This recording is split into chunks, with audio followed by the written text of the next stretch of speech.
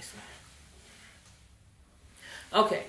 There are a lot of people who are a little heated right now by the new campaign from Carol's daughter. And the reason for it is because all of the models used in the campaign are very light complexion, and it just sends out a message to a lot of people that is not a welcoming one. And there's a little bit of backlash about it.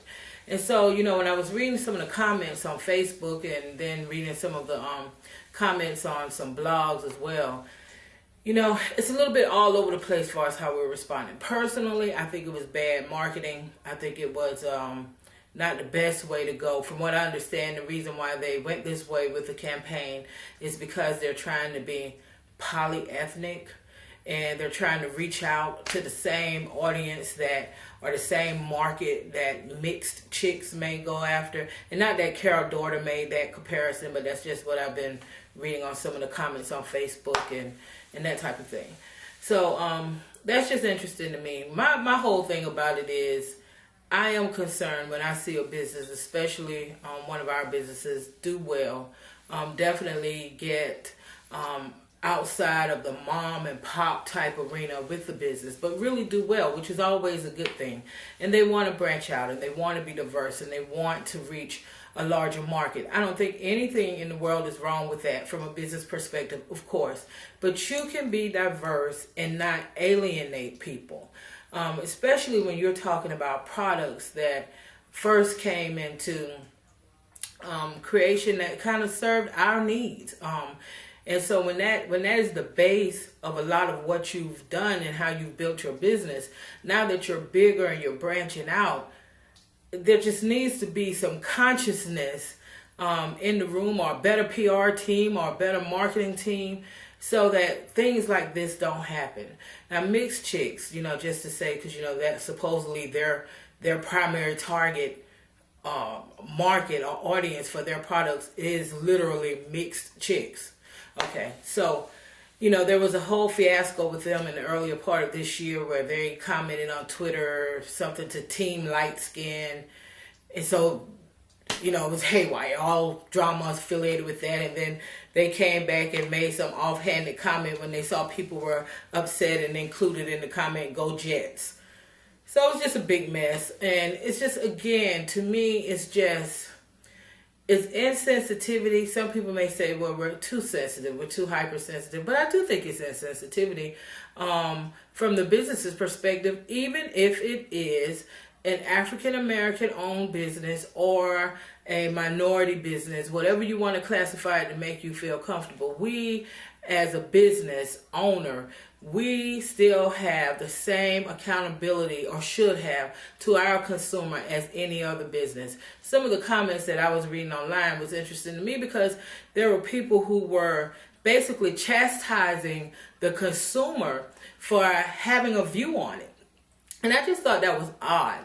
What other community of consumers would actually get chastised because they have an issue with a product?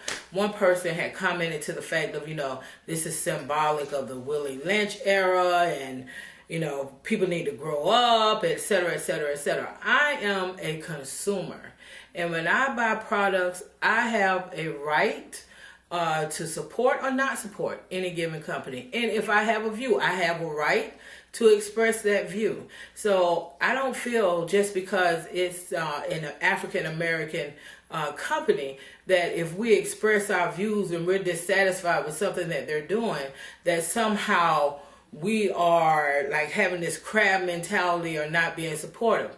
The growing up part to me is to say, yes, this is business. And so for Carol's daughter, mixed chicks, even how they responded, I'm not a mixed chick as they were classified, so I'm not interested in their products, would never buy them, because I think how they handled it after they made the comment about Team Light Skin was very unprofessional. And so, too many products out there for them to have my money. So, and I'm sure they don't care about my money, so guess what? They won't get it. But say for a business like Carol's daughter, I actually buy Carol's daughter products. And I'm not saying I'm not going to buy their products anymore, but I am going to be very curious to see how they handle the backlash and the feedback that they're getting right now.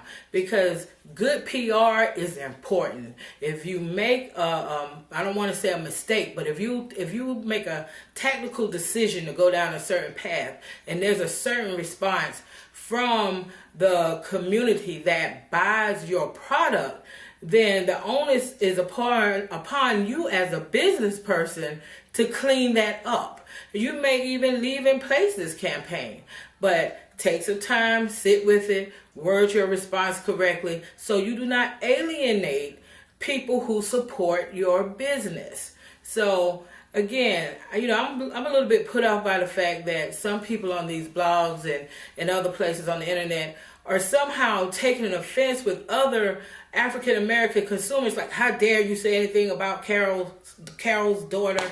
And can you imagine how Lisa must feel knowing that grow up? And then they told the consumers to grow up. Well, in this instance, I would say to the person who made those comments and anybody of that mind, grow up professionally, grow up business-wise. If you have a business and you are alienating some of the community that supports that business, you have a professional and a business responsibility to address it appropriately. Okay? That's not to fly off and just, do anything like how Mixed Chicks did, but to address it appropriately. The owner of Carol's daughter, I've never thought anything about her personally one way or the other, because how could I? I don't know her. I like her products. When I see her on, I think it's QVC or HSN, whichever one of those networks she's on, she always comes across well, seems like a nice lady. I buy her products because I like some of her products, so that's why I buy them. But if I start to feel that because you're branching out, you're not getting the significance of diversification without alienation, that's the problem for me. And the fact that it is products that kind of started with, I know she did more than just natural hair. She was doing a whole lot of other things too, as far as soaps and all that kind of thing. But the bottom line is, I'll speak for me. Okay, because I'm not a spokesperson for the African American community, so I'll speak for me. It is very important to me to support black businesses. When I look at all the products, I'm a product junkie, proudly. So when I look at all the products that are out there on the market, I want to buy from companies who are only able to sell online at this point, or, not, in the big chains and that type of thing. I want to support them because these are the companies that were trying to do something for us when other companies weren't on board. Other companies may be getting on board now because they recognize the profitability, but they weren't there to service our needs. So we should support us. Why wouldn't we want to support us? And on the same hand, if I support you when you're a mom and pop phase, and if I support you when you're at the point where you're on, the shopping channels and so forth, then I, as a consumer, still have a right to express my views about how you're doing business. And I have a right as a consumer to decide whether or not I'm going to do business with you. And if you're an African American owned business, that right doesn't go away just because you're an African American owned business. So again, as we're doing our businesses, whether it's mom and pop or big time, you cannot afford to diversify and alienate your consumer. Because I personally think there will be a cost for that. Because as the market, as it relates to the natural hair care industry, as the market expands and there are more products that are readily available, you're going to lose market share. You're going to, so not alienating the community that supports your business is important. What business would even want to do that? And I personally do not think that was the owners of Carol's daughter intention.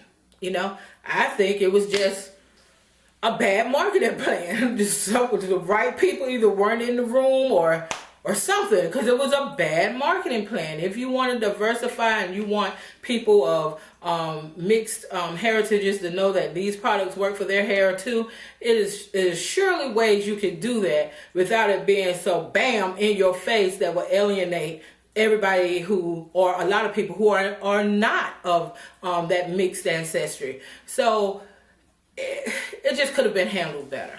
It just could have been handled better. So I expect more as a consumer. So again, we'll see how Carol's daughter handles this. Good night.